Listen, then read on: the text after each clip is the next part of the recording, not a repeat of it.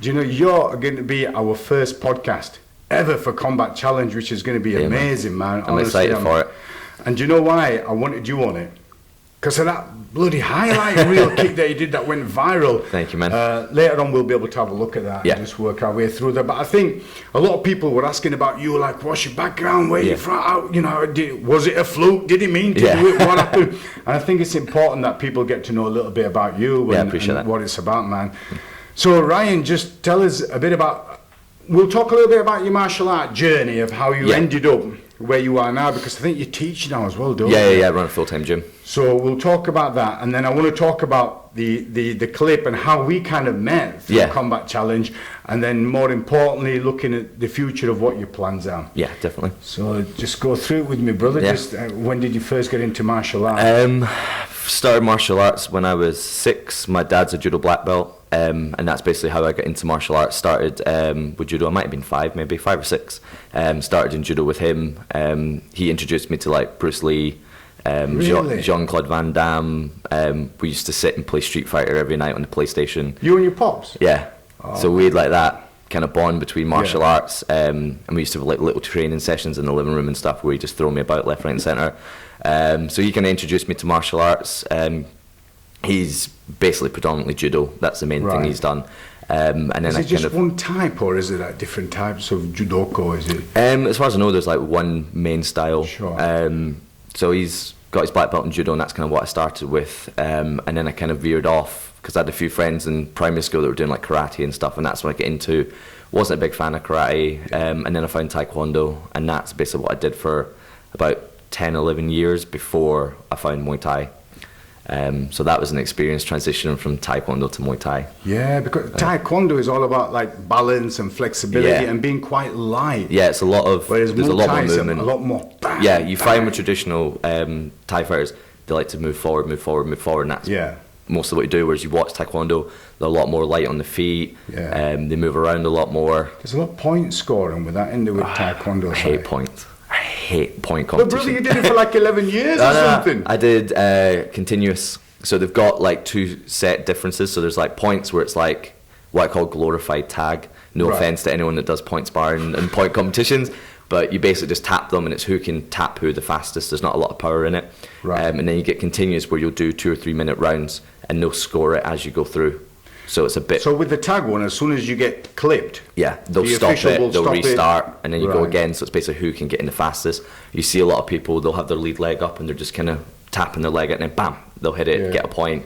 Or you'll find blitzing, which is a case where you kind of block and throw a back fist as you run into them. Oh, I've seen that. Yeah, so you get that a lot, whereas in the continuous, it's more like an actual fight. You just continually fight and they rack up the score as you go on. What did your pops think about you going from judo to taekwondo? Was he cool with that? Or? Yeah, he was fine with that. I mean, he's still my judo coach to this day. Really? Yeah, so whenever I go back home, we'll get sessions going and he'll train me. Because also I do jiu-jitsu as well, so training with him in my judo is like a big help for my stand-up as well. Judo, man, you didn't even use it in this fight because it was a K1. Do you know what I mean? Which is mad. I keep getting people going, oh, when are you going to transition to MMA? Yeah. Well, I was going to ask you. Yeah, so for me, I want to focus on my K1. Yeah. If I can find a coach that can help me transition my jiu-jitsu into MMA jiu-jitsu, then I'd love to give it a go. But for now, I kind of want to focus on my striking. Cool. So who was a taekwondo person that kind of guided you through? Master James Johnston. Right. Basically, my whole entire martial arts journey, because I'm only 5'7", always been fighting people taller than me. Yeah. And he's about 6'4". So as a kid, it's like Bruce Lee fighting that Kareem Abdul-Jabbar, wasn't it? That's what it felt like legs that are like 4.5 feet long. So I'm used to fighting people taller than me. Used to just constantly head kick. Oh, cheers for that. Yeah. But yeah, that was where I learned a lot of my striking. We weren't so much. It was a small club.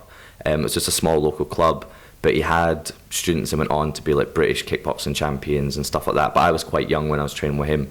So I think I transitioned to Thai once I kind of started getting to my teenage years. Yeah. And I remember my first experience of Thai going in and I thought, I'm going to start throwing head kicks. And the guy just took my standing leg away from you. Because I did a bit of Muay Thai as well, and that's the case. So as soon as your leg comes up, sweeping the other that was a bit of a reality. Oh yeah, I was on the floor, he's like, taekwondo? I was like, yep. He went, not going to work here. I was like, okay. And Taekwondo, if I'm right, it's more of a side stance, isn't it? Because you want that distance to try to keep them away. Yeah, exactly. Whereas Muay Thai is slightly a bit more square. Yeah, which is kind of what I kind of like to play between the two of them. So Right. I'm quite comfortable squaring up, but then I like to turn to the side a bit as well. They both have their advantages and disadvantages as well. It's like I always say to the guys when I'm teaching, a lot of what you learn in striking is a preference. Right. There's no, this is exactly how you should do it, or you can't do it this way. A lot of it depends on the person's body, their ability, how they can move their body. Sure. So everything has a positive and a But it's negative. good to have that in your back pocket so you can Oh, yeah. flick from one to another, and especially in competition where people might expect you to be from one discipline, Yeah. and then you've been able to switch it and catch them off guard, and they'll be like, oh man, I wasn't expecting that. Oh, 100%. I went through a big phase in my teenage years where I was like, I'm going to do as many martial arts as I possibly can, even if it's just for 6 months, and I'll take what works and I'll leave all the crap behind because there's so much bullshido out there. So like I went, I did everything. I did Wing Chun, Aikido, what else did we do? Basically just as many martial arts as I could find. I was like, I'll just try this for a bit, see what it's like. The weirdest class I've ever been in was I went to a ninjutsu class. You get some style or something, Nearly, you have to, nearly. puff a smoke and The guy was in pretty much full ninja gear without the mask. No. Yeah, and we were doing like diving forward rolls, and I was like, yeah, I'm not coming back to this. Oh man, that's It was the weirdest class I've ever been in. So like with the you said Wing Chun and then you said Aikido, were they influenced by movies like Bruce Lee or Steven Seagal or anything like that, or was it just you going through this phase and trying to create a melting pot? Yeah, it was more just kind of like I went on this kind of little journey to kind of see what martial art, because there's a lot of stuff out there that's shite. Yeah, you see it all the time. Even now, the man. no touch stuff. That's just crazy. Yeah. I think, for me, I think hypnosis plays a part in that. Yeah. For people to genuinely buy into it. And they seem legit people, and it's not like one or two. They'd be like 30, 40, 50 people there. Paying 100 quid a seminar. And next thing you know, they're doing this. Yeah. And so they're rolling them around without even touching them, and then they're throwing them, and you're thinking, come on, how gullible can you be? It's almost like a cult. They're just so bought into it that they believe that someone can blink at them from 20 feet away and they're going to fall over. But for them, that's their bubble, Ryan. And for the instructors, they'll make sure that no one else comes in there and busts that bubble, because that's revenue for them. Oh, yeah. And they'll be thinking, right, as long as I've got these gullible sheep that I'm going to lead to the cash point, and they're going to subscribe to me every month, then I'm happy. But I watched this one clip where there was this MMA fighter. I think he was from Japan, and he was going around. I was about to say, I think it was China. Was it China? He basically he's been banned from it now. They've fined him. I think it's... Is that because he's kind of exposing... Yeah, he was going around to like traditional martial arts and exposing them towards real fighters. Yeah. And basically just putting a beat down on them all. And basically Did the you see government... the one with the old chap? I think, it's brutal. That was the one where I think he gets clipped once in the face, and the old chap's kind of gets on the seat of his ass, and then he's like wiping his face. He gets up again. I felt for him. Yeah. But then he must believe, the old chap must have believed his own hype. Oh yeah. That he can kind of just have that aura where he can control people. Yeah. There's another one where the guy, I don't even know what he's doing, but he sat on his knees. And he's got another guy sat in front of him. He's like, "You won't be able to punch me in the face." And the guy hits him so hard over and over again to the point he has to quit. Yeah, I've seen that one. Why? It's like, but to get to that level, Ryan, they must have been so built up in their own hype. Yeah. That they must think, I'm the guy here. Yeah. No one can do anything to me. I can bloody levitate if I want. 100%. Yeah. I'm just gonna click and disappear. It's just weird. It's like, I still don't understand why people pretend to be Brazilian Jiu-Jitsu black belts, why there's still fake black belts out there. Like, there's a lot of traditional martial arts where you can put a black belt on and you can fake it. Sure. And people are like, yeah, I guess you're a black belt. But with Jiu-Jitsu, it's like that saying, the mats don't lie. They don't. And I love seeing the videos on YouTube of guys storming other gyms who are like purple, brown, black belts, and I'm like, all right, I'll roll with you. And they get absolutely massacred. And they get called out. It's the truth, isn't it? It's there, you're exposed, it's you. You're not it's not like you're playing football and you can hide in defence or something. It's you.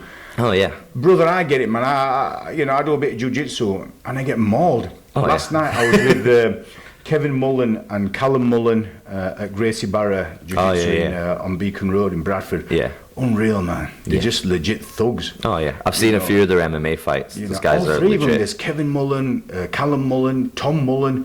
They're all involved in MMA, and they're just unreal. Oh yeah, I've seen a few of the fights. They're like legit savages as well. I'm going to get them on a podcast, all three of them. Oh yeah, it'd be like the Cray twins and then plus one. I'll be like, whatever you want, my friend. You can have.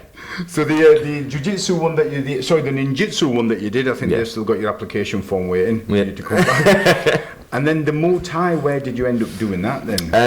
So I think I was about 17, because I'd done a few classes here and there at like a couple of different gyms. Sure. I think I was still at college or something, and I can't really remember, but I was like going between some different gyms and just getting classes in. Yeah. And then I did a few months at a gym called the Grip House in Glasgow. Mm-hmm. You might have heard of them. They're quite a big gym. Some fighters forward, you know. Oh, they're quite a big gym. I was speaking to a chap. They've had like some guys on like UFC and stuff as well. Yeah. So I did a few months there, just working Muay Thai. And then, why Glasgow? Were you living there? Yeah. That's originally where I'm from. So this was before I like moved to Leeds and stuff.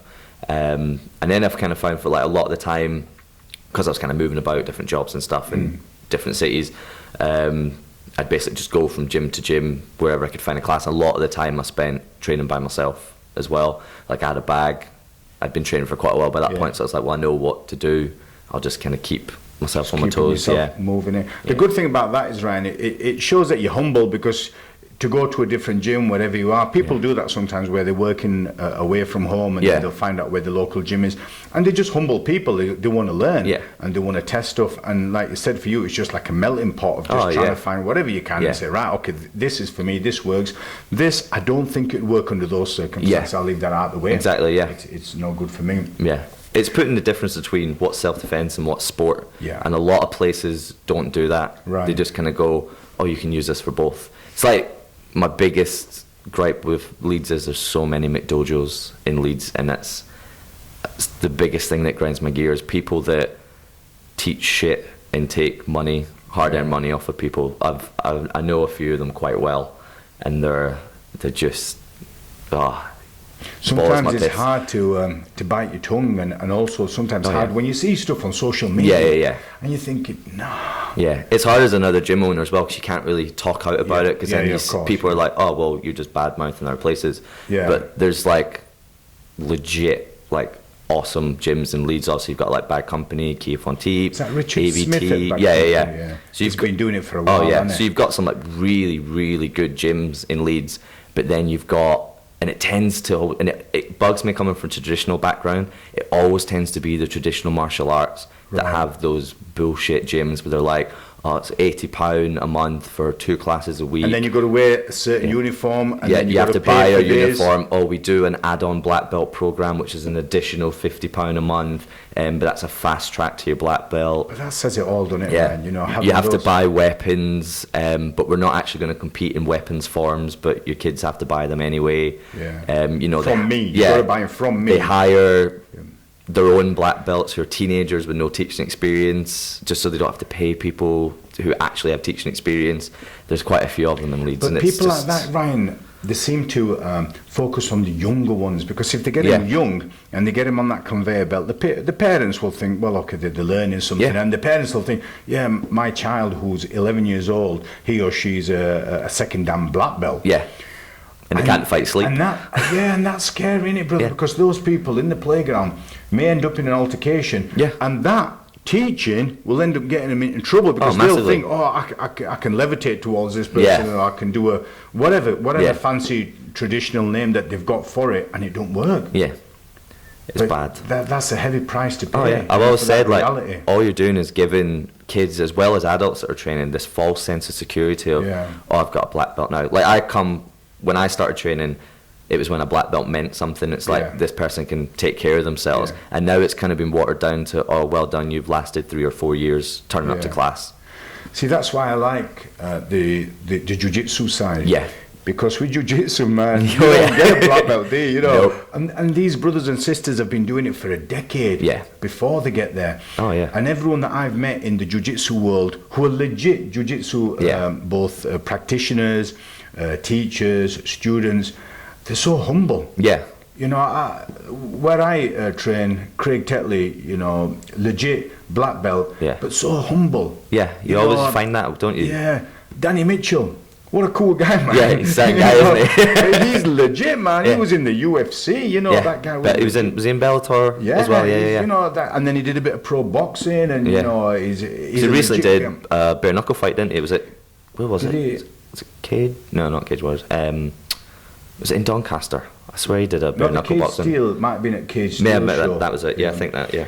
I was chatting to him yesterday because I was saying, look, brother, I'm doing this podcast. Yeah. Right, I need some advice. And him and Josh Gudgeon, they do that Get Your Media podcast, which is really cool. And I've seen a few episodes of that, Yeah, and it's nice. And I've learned a bit from there. And also I got some really cool advice of Josh yesterday, which is nice. Yeah. Because you'll get two types of people. You'll get those that want to help you and think, yeah, man, safe is all right. Let's guide him through. Or you'll get those that'll think, he's a risk to us. Yeah.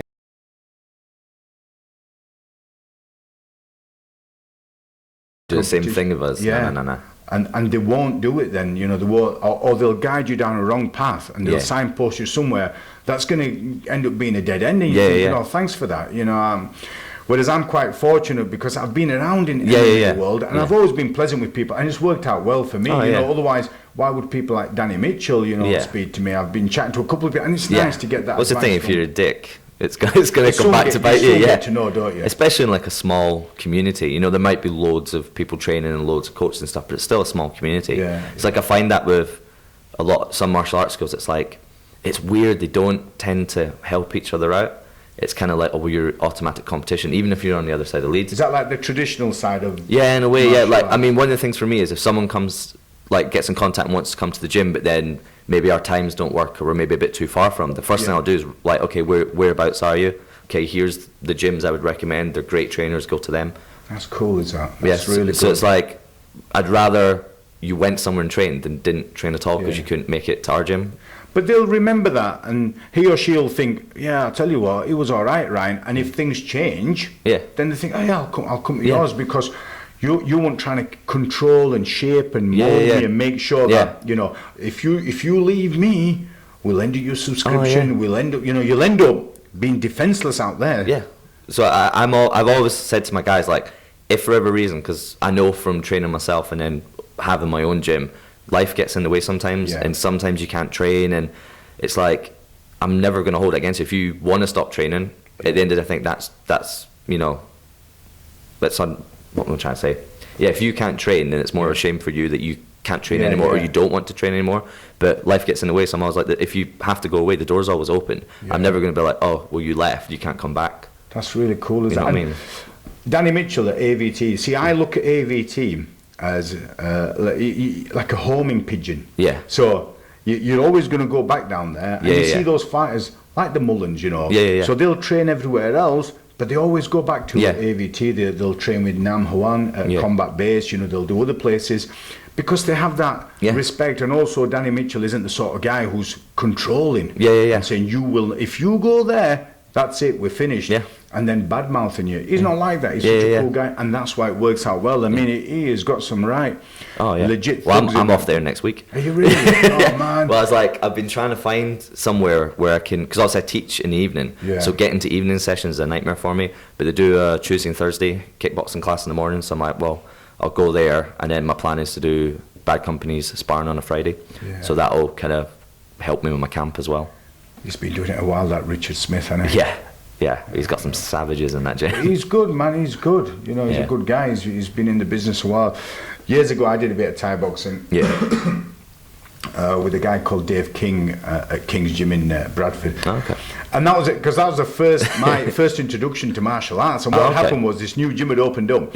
And they put out flyers, and I used to live up Leeds Road, and they put out flyers saying, oh, come to this gym, you know. And when I went, and they had like some demonstrations, and one of the demonstrations was Dave was walking on glass. What? You know, like and I was like, whoa, I want to do that, you know. But it was only a demonstration. It never happened in the session, you know. But Muay Thai, I found it legit, you know. And those guys, you know, even the warm-ups, you know, the amount of skipping and sit-ups and press-ups, and you're thinking, man, and the pads. Because, you know, with traditional boxing, you've got the mitts, ain't you? Yeah. With them, it's like the big pads. Proper leather Thai pads, yeah. And, you know, and they're like bricks in the winter. Oh, my God. That's one of the worst things I hate. Solid Thai pads in the winter. It makes you want to cry. Yeah, and then you've got the buckle on the back of it as well if you catch the... Oh, man. So I did it, but it was hard, brother. Oh, yeah. It's tough training, but it's good. Like, I worked with... I did some privates with Liam Harrison for my last fight as well. Yeah. I felt that really benefited me as well. Liam's a cool guy, isn't he? Yeah, absolute monster. It sounds like, it sounds like you're surrounding yourself with right people, you know. Like even, I've never been so scared play sparring with someone in my life. Honestly, he caught me with like what was a light kick, and I thought my jaw spun around 360.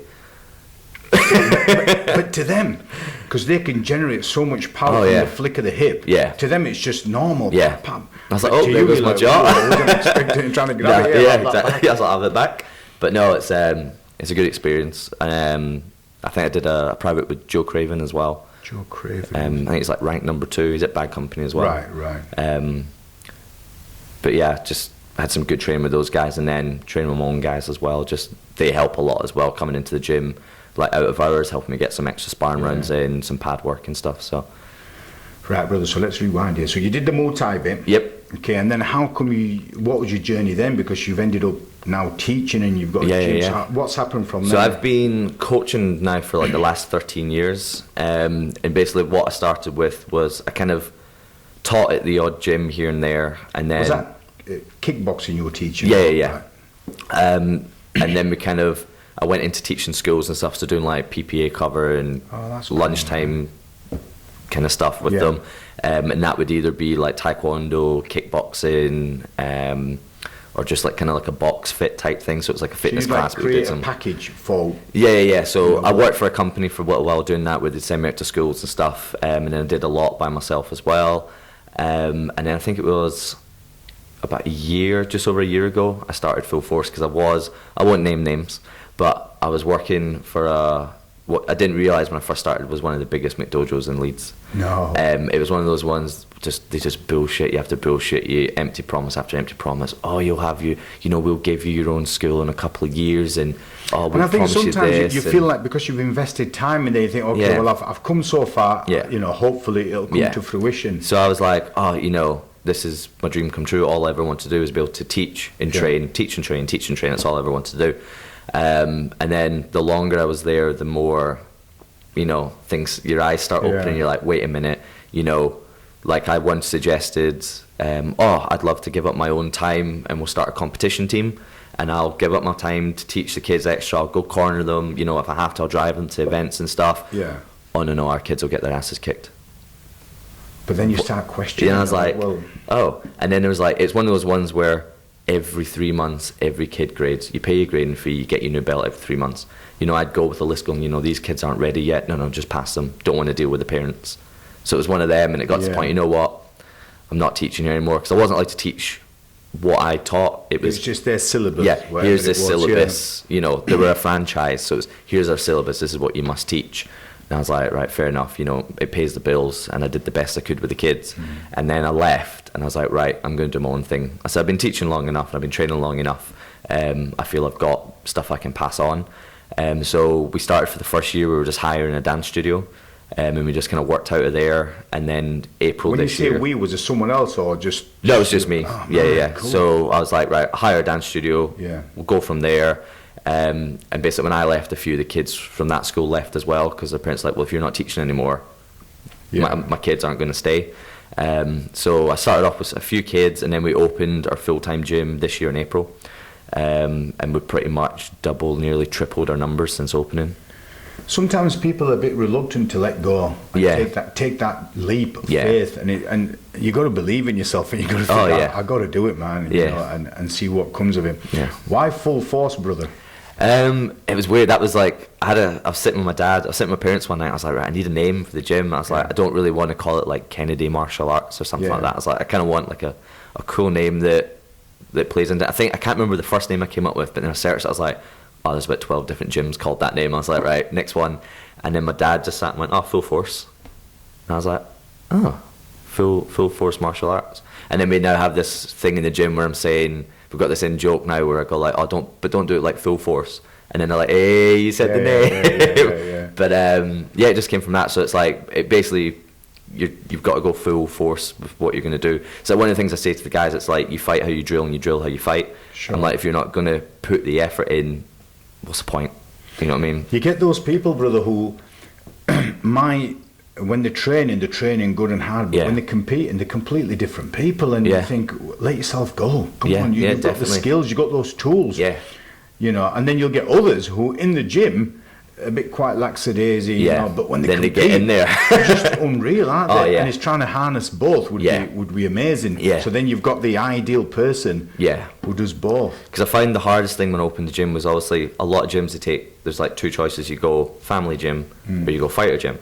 So I've tried to go up the middle. So now I've got like a small little core of like older kids and some adults that are like, we want to do interclubs, we want to get into competing. And then I've got a large bunch of them that they just do it because they enjoy it. We do have like a grading system as well, but it's like one of those ones where you don't get promoted unless I've took it from like how jiu-jitsu do it. You don't get promoted until you're of that certain level. So it's like, say it goes like white, yellow, orange. I've had some people go from yellow to orange in like 6 or 8 months. Some people it's taken a year, just because the first 3, white, yellow and orange, is harnessing your basics. So until you've got your basics, which are key, basics win the fights. Well, that's your foundation, isn't it? You know, building a house without the foundation is just going to crumble. 100%. That's the thing with jiu-jitsu, man. People say, oh, it's only a couple of belts, you know, you're white, you're blue, you know, you're purple, you're brown, you're black. My little cousin got his karate black belt when he was 9. Wow. Why are you still a white belt? That's crazy. And like with jiu-jitsu, you got a white belt and then you get one little white tag, you know. And it means so much as well. It does, because it's only a bit of electric tape, you know what I mean? But it means so much you don't want to wash. That thing, because you think it'll come up. Then you got to get 4 of them before you get onto it. But each one, you know, when you get your name called out, it means something. Yeah, it feels good. And because you're representing, aren't you? Yeah. And you're representing in a world where you're going to be exposed. So it's not just you, it's you from so-and-so. And they look back at your LinkedIn and think, right, you're part of this gym. You know, this is your instructor. He or she was taught under so-and-so. Yeah. And there has to be that family tree. So you're representing it all. And if you can't hold your own, that needs to be stopped in the gym, so that the coach, they don't give you that, you know, kudos and think, I'm a blue belt or I'm a brown belt or I'm a black belt, because you've got to represent. It's like as well, so many gyms have like different things that you look at as well. Like you can take like 4 blue belts from 4 different gyms and they'll all be certain different levels. One could be an absolute killer, like now you should be a brown belt. And then you get ones that are like, okay, maybe you've just come up from white belt type thing. It's crazy how it's just like... And you see that in competitions as well. Oh, yeah. Where you look at I got my ass handed my last jiu-jitsu competition. Did you? Where did you do jiu-jitsu? I didn't know you did jiu-jitsu. I put it to the side for a bit just because I'm focusing on I underestimate your sneakiness. Yeah. When did you do Blue that? belt. Really? Well, I went to a competition. So this is where I made after this competition, I sat in the car for half an hour, silence, while I thought about my life. Because it was one of those ones where I was like, I hadn't trained very much. I think at the time I'd maybe, in preparation, I had like 2 privates with NAM. And then I had like 1 class, and I hadn't trained in something like 6 months. And I was like, I'll compete, let's go. I only got paired. I only get put against the guy who'd like won the last 4 or 5 events that they'd done, and was the invite for this one. Oh man, so he's at that level. Oh yeah. And he's like a 4-stripe blue belt. What was it? Empire, was it? Or no, I don't think it was an Empire. I can't remember what one it was now. Where was it? Can you remember where it was? Let's see it was so bad I've forgotten everything about it. I'm like, just forget it. But there's like one bit where I'd went in and I was just you had one, was it one match you had? Yeah, it was one match. I was out the door. It was one of those ones where, because I hadn't made the weight, because I was struggling with the weight cut, because I'd been a bit piggish. It's my biggest issue. And then, so I'd gone up a weight class, and the guy must have been literally on the top of this weight class, and I've never felt anything like it. He gripped my gi, and I went, oh shit, this is some people he just gripped, and I just went, this is going to be my death now. And I did well, I think, to start. Like, I defended a few submissions, and then I made a mistake where he allowed me to stand up, and he just pushed back and foot sweep my leg away, dropped me to the floor, and just straight into an armbar. And it was one of those ones where, you're like, I could maybe get out of this, but I was like, he's going to break this if I don't. Yeah. So I was just like, here we go, I'll tap that. But after that, just sat in the car going, what am I going to do? I was like, because I was struggling to find a balance between training grappling and training striking. So I was like, I need to put them all into one of them. And I was like, I just can't commit to the type of training schedule you need to be a legit jiu-jitsu competitor. And I was like, I'm not going to be one of those ones that just pays an entry fee and gets my ass kicked every first or second match. I was like, so I'm just going to focus on my K1, focus on that, and then I'll maybe come back to my jiu-jitsu. Cool, man. Talking about that pressure side of stuff, because there you were at a crossroads there, weren't you? You sat in the car and you're thinking out. I mean, I love jiu-jitsu. It's one of those ones where it's like, obviously with striking, once you learn the basics of striking, there's only so far you can go with it. You can learn how to do things in different ways, and you can learn Thai style and Dutch style and yada yada yada. But with jiu-jitsu, it's constantly, like, every day it evolves, like, it just changes and changes and changes. I went yesterday, and I hadn't gone for a couple of weeks, and those mauling Mullins were there. No luck for you. So then we started sparring, but I just wind people up, me. So I'm saying to Callum Mullen, and Callum is the middle brother.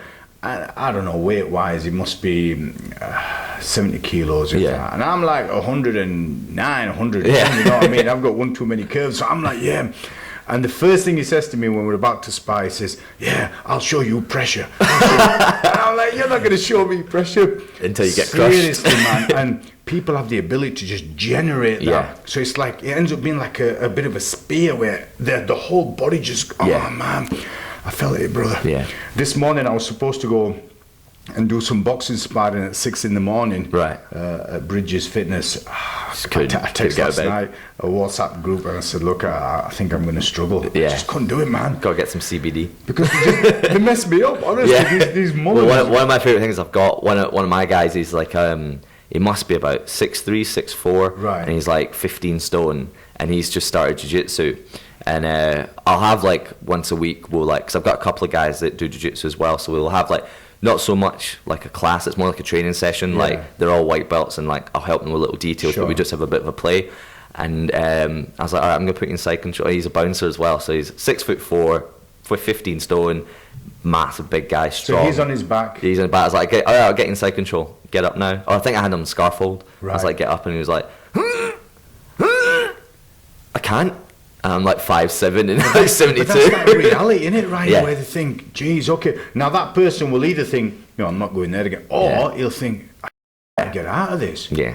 Well, I think he started going to combat base now as well. Right, with Nam. Yeah. I think because I was doing privates with Nam for a while ago, and I think he used to work with one of my guys, Scott. And I remember Scott telling me a story about it. He was like, he's like, oh, you train with Nam, that's cool. He's like, yeah, he used to work with us, and I remember he choked me out in my t-shirt. I was like, oh yeah, black belts will do that. He's unreal, he's now. I've known Nam for many years. Back in the days, we used to train at Full in Kazan in Bradford, years ago, and we used to go to competitions. And I remember one strike, we went to this competition, and we were both competing. So this lass comes round, just getting fighter details. And she got mine, and his name is Nam Huan, that's his name. So she says, what's his name? I'm just cheeky me. I know this is going. So I said his name's Nam Howanka. I bet you appreciated that. But he'd bloody heard me, didn't he? So he was like, no, that's not my name. I thought he was going to go to the point where he called his name out like that. Yeah, but that would have been cool. But he's another one, he never looks any older, man. He still looks the same. He's like, I remember when he told me his age, I was like, what? Yeah, one of his lads, I think must be about 20 now, one of his kids. He's unreal. But he's a cool guy, innit? Yeah. People like him, Danny, they're all just nice people. Yeah, they're just nice, down-to-earth, chill people. Like, I feel like they're just, everyone in the kind of community, everyone that I've met so far, it's just been really, really nice. There's only ever been like one or two people I've been like, nah. But that's the case. Just give off that vibe. We're a segment of society, aren't we? Yeah. You know, so you'll always get that one person, he or she might be a bit aggressive, might have an attitude, but it is what it is. You just, I think when you get to a certain age, you just roll with it. Yeah, you just like, whatever. You still get the odd person like, yeah, I have a 24 street fights, I'm undefeated. Yeah. Okay. I once had a guy, after I got my blue belt, moaning at me outside. He's like, can't believe I never got my blue belt. He's like, I've had like 30 street fights. Wow. And I was like, that's probably why you haven't got it. He's like, would you pull an armbar in a street fight? I was like, well, no, but that's not why I'm doing jiu-jitsu. Yeah. But that's the thing, unless they've experienced it, unless they go to those gyms, they don't know.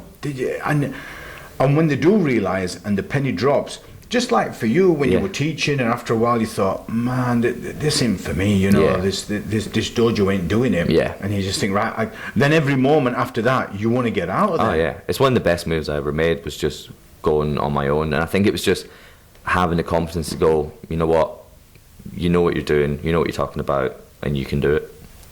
Cool, man. So, yeah. So, the first time we met, did you get in touch with me? Because I put a post up about... Yeah, I think I got in touch with you, because I think for me, like, combat champ, the week before I fought at the WQO Worlds... Was this the August show? The August show, So the week before that, I fought at the WQO World Championships. Right. And that was the first time I'd been in a ring in something like 9 years. Wow. So I had, like, quite a bit of ring rust, because all before that, it'd all been, like, mat sports and stuff. I'd done, like, continuous and stuff like that. So, like, the reason why I got back into this, I was like, you know, and some of my guys have said, like, unless you've been to class and you see how you understand technique and how you teach and how you coach, it's like, I was like, okay, right, so I need more credentials as a coach. So I was like, I want to get into, because I've always wanted to train, but I've never either been at a gym that have kind of pushed me to, we'll get you to compete. So basically, like, I just kind of did it on my own. But that's cool, because that in itself gives you that bit of respect with your students as well. Because they'll think, right, Ryan, one, he believes in what he's teaching us, and he wants to put it into practice. If it goes well, that's awesome. Man, look what he's done, you know, we need to learn that. He's the guy who's teaching us. If it doesn't, it's like, okay, bit of a reality, let's see what happened. And, you know, it's been able to be humble, rather than, you know, being so up yourself, where you stay in that bubble and you just don't want anyone else to come in there. That's one of the things that bugs me about the way the MMA world's going now. It's like, who's got the biggest mouth? And it's like, for me, I've always said to the guys, I was like, you know, it takes guts to get in there, regardless of the result. And I was like, it doesn't matter how you could be top of the world. I was like, everyone gets caught. I was like, so I've always said to myself, I'll never be someone that comes out and goes, I'm going to kick his head in, you know, I'm going to smash him. I'm like, because it only takes one lucky shot and you're on your arse. And I was like, and then how do you look when you know, you mouth off like that? I was like, it can happen to anyone, so you kind of keep your feet on the ground. The problem we have, brother, is that sort of stuff sells tickets as well. You know, and there's certain fighters at a high level who will talk that talk and sell those tickets, you know, might not do well on the fight. Then you get those who are really good fighters at that level, but because they don't talk the talk, they might not get the pay-per-view, they might not get stuff what they should get because of the skills that they have. You know? It's like, look how overlooked Nate Diaz was in the UFC as well. And he's just a savage. He is, brother. And then you get idiots like Conor McGregor. But that's the thing. Some people are really cool at just building the hype. And others are just not like that, but they can fight. You know, John Jones was the one where I thought he struggled to build fights just on his personality. But his fights people would watch just because of the skill that he has. He was next level, John Jones. So he didn't have to say much, and sometimes to me it came across like he was struggling to kind of play this role as, you know, building the hype. But some people have it. And you can tell who's a natural with it and who's kind of putting it on a little bit. Like the Diaz brothers, they don't like those interviews, do they? Nah. They don't want to go, you know? I love watching their interviews, though. They're brilliant. I watch them just for them to tell the reporters where to go. They do that. I've seen them, So I've seen one of Nick Diaz sitting, he's like, that's a stupid fucking question. Why you asking me that? We're done. And he just walks off, and you're like, yes. And they're like, I'm here. I've got to do this interview. So go on, what do you want? Have you got to ask? So I think you got in touch with me because of my show in August, and then I matched you with Anthony Craney. Now Craney is quite known on the MMA, the K1, the kickboxing, the boxing community, because he's always out there competing. Yeah, definitely. God knows how many fights he's had now, man, brother. At the time, I think he said he had like an unbroken he had 12 his last 12 fights or something. He was undefeated. He was doing really well, and because he moved teams or something. I think he got a team. Yeah, so before he was independent, and then he was under a team called Team Mad. Yeah. I think he started with them from the northeast. Yeah. So I thought, oh man, now there's a bit of a height difference, wasn't it? Yeah. I think there is a lot with you, my friend. Yeah. It's my life story. So he'd be close to 6 foot, him. Yeah, I think so. Yeah. And I'm about 5'7". And in August, what was your K1 competing record? 0-0-0. Wow, so that was your first fight. Yeah, that was so my you first really one, wanted to put yourself out there. Yeah, and we had that discussion of amateur pro rules, and I was like, we'll go pro rules. Yeah. For those that don't know, what is the difference between amateur Basically, and pro? the main difference between amateur and pro rules is in pro, you can throw spinning back fists and knees to the head. That's the biggest difference. The main difference, really. It's not much else. Maybe it's a good thing you went for pro rules. You know what I mean? And then you had your bout. Yep. Which I think you went into the second round, because I've got it up there. Yeah. We're going to watch that. But once that fight finished, man, it just went viral. I think on the night somebody had recorded it on their phone, and it went to places like, I think, was it Sports Bible? Yeah, it was on Sports Bible, and I think it had just over 4 million views on Sports Bible. It's unreal. It would have been nice if they credited me, but it got 4 million views, so that was nice. That is mad. So there's 4 million people who'd seen that. Just on that one, and then there's about another 4 or 5 Instagram pages that are like knockout pages or MMA pages, and they shared it. So I think I worked out in total, from all the shares and all the posts, there must have been about 6.5 million views on it. And brother, we saw nothing, did we? We saw nothing from that. Because I remember messaging Sports Bible saying, hey, put some credit, and this is like the proper footage when I sent them. But by that time, they're doing loads out there. They're just getting it out. Well, there, their thing is, you may get £150 if they share your video. Right. And my brother sent them 3 messages like, well, pay us. And they just ignored it. But I got the views out of it. So. Oh, you did. Yeah. Maybe it'll be a good time to watch it, brother. We'll keep the volume down, and then just kind of talk me through, because it starts off with literally you guys being in the cage and the MC announcing you both, and then it works its way through. Yeah. So I think this is probably the calmest I've ever been going into a fight.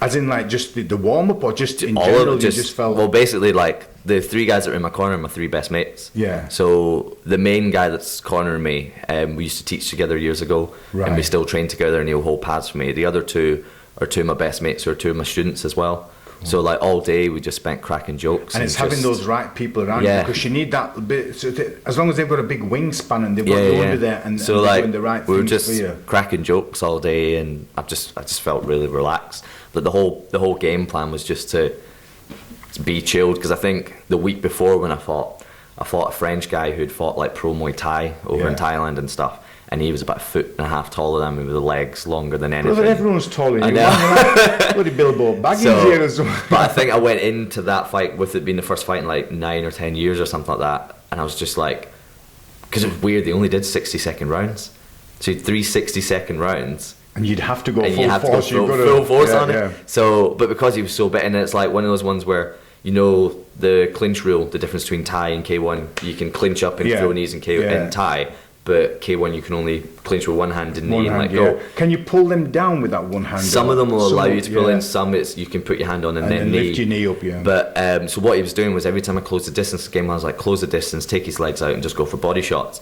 And every time I closed the distance, he'd hug up like in boxing and throw 3 knees, and then we'd get broken. Oh man, that must have been frustrating. Yeah. And I was like, he never got any warnings on 2-hand clinching and throwing multiple knees, and because that kind of plays with your mind as well, because it's happening there and then, and it messes up your mojo. Especially when you're like, all right, so this is taking 30 seconds for me. And every time I got in, we'd separate. I was like, right, now I've got to work closing the distance, get past his legs.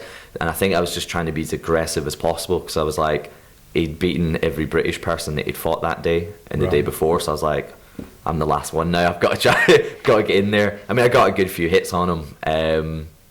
But yeah, it is what it is. So I think when we went into this one, we were like, right, let's calm, playful, relaxed, rather than going in. So like, when you got into it, what music did you choose for your walk? Who's it by again? That's so bad I've forgotten it, but it's called the Ninja. Right. So basically, it does this little intro, and then before the music kicks in, it says "Enter the Ninja." Because I think I was searching for something. Because I know a lot of people come into like their favorite songs. So I was like, I want something to do with what my fight name is. Yeah. And then I found that, and I was like, this is perfect. Well, that is your fight name, isn't it? Ryan the Ninja. Yeah. So the whole intro of it is like, it says something like, and he was known as the ultimate fighting machine, Enter the Ninja. And then it talks about showing people the way of martial arts and stuff. And I was like, oh, this is like the perfect song. Well, the issue we have is with the copyright side of stuff. Yeah, so for us, we can only record it from once it's in there and there's no music playing, you know, which is why we didn't have that introduction. And then on here, so the MC's announcing Craney.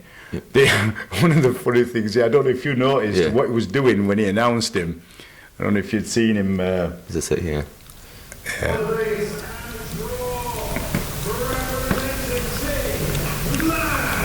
That's the kicker I've gone with.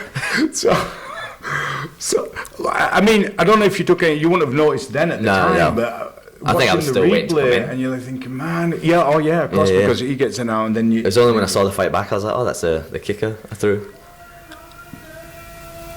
I do think credit's due where credit's due, like, you know, he did well in the fight. And the thing is, he's comfortable in the cage because he's done it for so long. Yeah. I mean, I'd noticed as well, like, we had like a team session where we'd went through all these fights and kind of worked out a game plan. Yeah. There's Tubby me. What weight did you, was it 66 you competed? No, we were fighting at 73 on that. I think I weighed in at 70 and a half. I was probably back to about 72, 73 there. Right. But ideal weight, is it 66 for you? Is that what you're wanting? Yeah, so I've got a nutritionist and stuff now in the strength and conditioning program. We're working trying to get that. But I've just come back from Spain, having a week away with family, and I'm probably at like 80 kg now or something. I'm going to have a tough 8 weeks ahead of me. So fight starts, we've got some really cool officials there. At this time, just talk me through how you're feeling and... So like the whole game plan for the first round was just, you know, nice and relaxed. I kind of went a bit much there, but our whole game plan was to kind of take that front leg away from him because we knew he was a bit of a boxer. So we're like, if we can take that front leg away from him, make it harder for him to stand. I was just like, I'm just going to keep chopping that leg. As soon as you came out, you started with that, didn't you? Yeah. I think his game plan as well, I think because he knew I was a kicker, he's like, well, if I take his legs out as well. Yeah. But I like to do a lot of switching as well between my orthodox and southpaw. Because he's gone for the thigh and then he's going for body shots as well. Because he caught me one, I think, like, as I went to block it, he managed to get his foot round the back of my thing. You can see it as I turn around, I've got a big red mark. So that was like a nice little clean kick he got. But there was a couple of heavy leg kicks he hit me with. I was like, all right, okay. Because he seems like a heavy lad as well. He doesn't seem light on his feet. He's just quite, like he's got lead legs. Got him a couple of times there, didn't you, brother? Yeah. So we're just like, you know, keep it playful, chop the leg. He don't seem too phased by it there, does he? He's just kind of I'm all right with it. There was that point where I made the mistake. I kind of dropped myself. I was like, I shouldn't have done that. Like, dropped my head a little bit. And you threw the right and then kind of stayed there a little bit, didn't you? Yeah.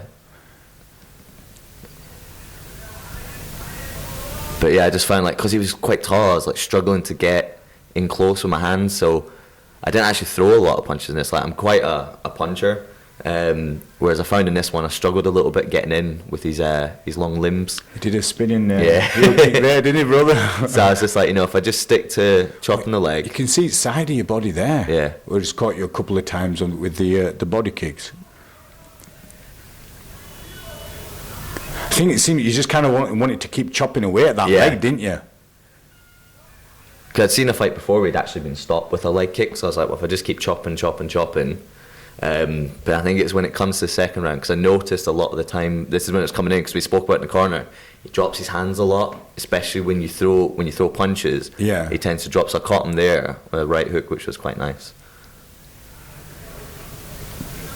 So after you know the first round, and then you're speaking to your corner team, what sort of conversation was had there? So Lewis, who's like one of my training partners, he was just like, you know, keep this pace going, nice and relaxed, nice and chill. He's like, you know, get in, get out, because he comes from like more of a point background as well, so we have jokes about that all the time, where more continuously, more points. But we both have that, you know, in out type thing. Get in, boom, boom, boom, get back out. Which you find with a lot of Thai guys, they'll come, bam, bam, and then they stay there. That's just the style. So I've always found it when you get someone that moves in and out, it's harder to work your range, and you've either got to follow them or wait to counter and stuff. So when we got to the corner, he was like, you know, just keep doing what you're doing, keep chopping that leg. And we both noticed that whenever I was throwing stuff, his hands would come down slightly. Yeah. So this is how we led up to the finisher. Right. Let's see, because it's in this round where it ends, doesn't it? See, he's happy to do kicks and keeping you at distance. So it was here, I was like, right, if I throw this fake, his hands will drop. Boom. Oh, man. So he drops. Yeah. What are you thinking? Are you thinking, okay, it might be a count and they'll be back outside up? I was like, keep it chill, to stand up. In my head, I'm going, fuck yeah! but my whole body, I'm like, right, keep it cool, because he might get back up from this. Yeah, because you've got that kind of, right, okay, let's see what's the fruits of my labour there? What have I done? I was like, is he getting back up from this? But if you see here, it's kind of like doing something with his glove. I think there was a few comments, and when it got posted, people going, oh, he hit him so hard he's trying to take his gloves off already, and it looks like he was trying to take his gloves off, but obviously they're taped on. I think he's just disoriented. Because I watched it in like super slow, and as it hits, it's like his head turns here, and he goes out, and then as he hits the ground again, it kind of brings him back round, but he's still, because he came up to have to fight, he's like, I thought you punched me. Well, that says it all, doesn't it, brother? That says it all. I think on this one we've got slow-mo on here, but I'm going to turn volume up on here, because you can hear that kick land. It's the faces of everyone round about.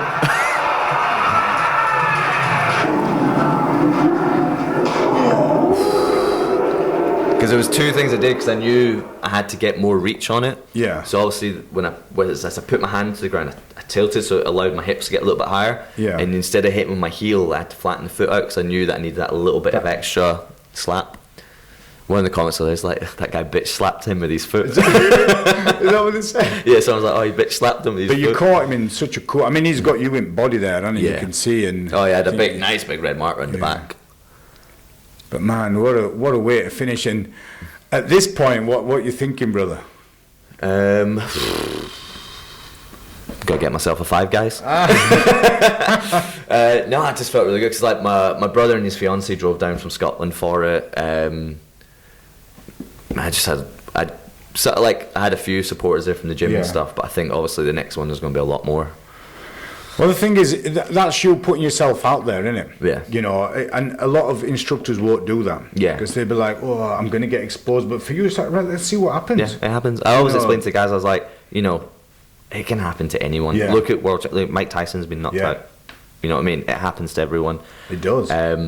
Hopefully, not me for a while. Touch wood. But it happens. So you got that fight out of the way. Yep. And then I put a post up saying, man, looking for some fighters. You're like, hey, I'm back in, I'm back on. Yeah. So on that one, that was like a bit of a catch weight, that one, wasn't it? I think we were 73 or something. And the next one, is that agreed at 66? Yeah. And the chap that you're fighting against, Elliot Thyman, yep. Do you know anything about him? Or? I've seen his last fight at Risk, and I saw one of his MMA fights as well. Sure. That's about as much as I've seen, really. Because he's from Neo Shoot. Yeah. Again, they're cool guys as well. I've known one of the coaches there, Chris Collins. I know him because he does. I did little video clips on some of the videos, and he did some teaching on there, which was nice, cool. And I'm grateful that he did that for me. And there's another guy called Fozzie. He does all like website stuff, so he's helped me out with that. I'm looking forward to that fight. Yeah, me too. The thing is, they've got footage on you, and you've got footage on Elliot. You know, so you'll kind of think, okay, this is something that they'll bring. Yeah. I'm sure Elliot will keep his guard up with you. Yeah. You know, with that. Well, I think it's going to be a very aggressive, all-out type of war fight. Full force. Because with Craney was basically me dusting off ring rust that I've had for years. And now I'm in a proper, as of Monday, proper 8-week camp. We've got 8 weeks, haven't you, brother? So which would be good. How tall is Elliot? I think it's about 5'9". I think he's got a couple of inches on me. So he's not as tall as Craney, but he's still got a little bit of reach on me and a bit of height. Brother, a few people have a bit of reach on you. Most people have a bit of reach. Oh man! And it'll be good to then continue once that bout happens, and then we'll sit down and we're going to go through how it went and what the build-up was. Oh, definitely. Because there's certain things that we can't talk about, you know, like what you're training for, what you're looking for, what you're going to get in for. But we can look at that on the next one. Yeah, definitely. Man, this has been really cool. It's been fun. I can't believe it's been nearly an hour. Oh, was it? We've been chatting, man. That went fast. That's been cool. So, I don't know, man, maybe we should just wrap it up and man. I'm hungry. Me too. We'll get some food from here. Ryan, thank you very much, man. It's been Thank you for having me. Brother. Appreciate it. And hopefully we'll see you on the next one. Definitely. Thank you. Appreciate it, man.